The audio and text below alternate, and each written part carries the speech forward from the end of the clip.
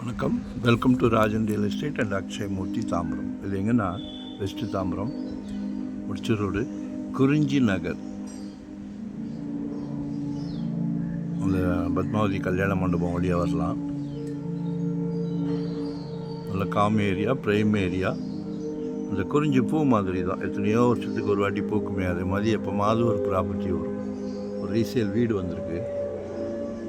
2200 land area. இதுதான் ரொம்ப நேரம் காட்ட முடியாது.